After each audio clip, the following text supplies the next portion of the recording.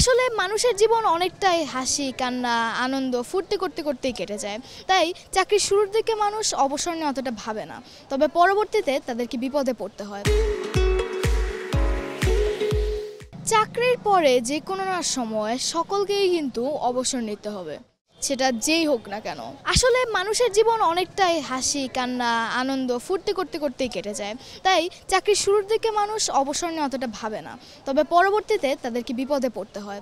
কারণ পরবর্তীতে তারা নানা সমস্যার মধ্যে দিয়ে যান এবং তার যত পরিকল্পনা ছিল সেখান থেকে অনেক কিছুই বাদ পড়ে। যেন এই সমস্যার মধ্যে দিয়ে আমরা না পড়ি, তাই চাকরির শুরু থেকেই চিন্তা করতে হবে অবসরের ব্যাপারে, এবং এর পিছনে কিন্তু কিছু নিয়মও আছে। এক, ইপিএফ এর উপরে ভরসা কমাতে হবে। অনেকেই হয়তো টাকা সঞ্চয় নিয়ে অতটা ভাবেন না, এই ফান্ডে তো টাকা আস্তে আস্তে বেড়েই চলছে, তাই টাকা তো আর সঞ্চয় করতে হবে না।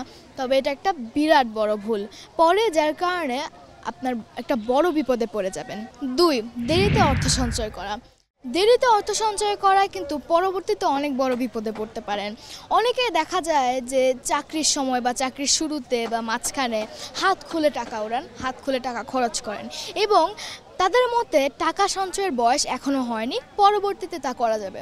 তবে বিশেষজ্ঞদের মতে আমরা যত তাড়াতাড়ি টাকা সঞ্চয় শুরু করব ততই কিন্তু আমাদের জন্য ভালো, কারণ পরবর্তীতে আমরা তাহলে বিপদে পড়ব না এবং পরবর্তীতে সেটা আমাদের কাজে লাগবে।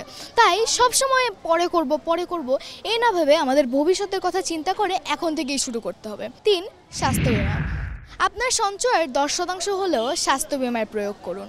দেখা যায় যে অবসরের পরে বা অবসরের একটু আগে অনেকেই স্বাস্থ্য বিমায় প্রথম অর্থ খরচ করতে থাকেন, তবে সেটা কিন্তু একদমই উচিত নয়। এখানেও দেরি করার ভুলটা করবেন না, যত তাড়াতাড়ি সম্ভব তত তাড়াতাড়ি শুরু করে দিন। 4, দীর্ঘমেয়াদী সঞ্চয় প্রকল্প।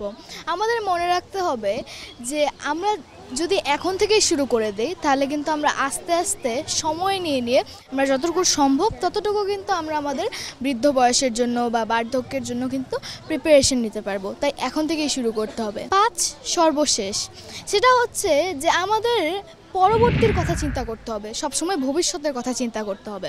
এখন থেকে আমরা যদি শুরু করে দেই, এখন থেকে কিন্তু আমাদের চিন্তা করতে হবে যে এখন আমরা যে অর্থটা সঞ্চয় করছি সেটা কিন্তু নিশ্চয়ই ভবিষ্যতে আর একই থাকবে না, সেই সংখ্যাটা আরও বেড়ে যাবে। তাই সেই অনুযায়ী চিন্তা করেই কিন্তু আমাদের পরিকল্পনা করতে হবে। বার্ধক্যে সকলেই অসহায় হয়ে পড়েন, তাই আমাদের আগের থেকে যৌবন থেকে সব প্ল্যান করে রাখতে হবে।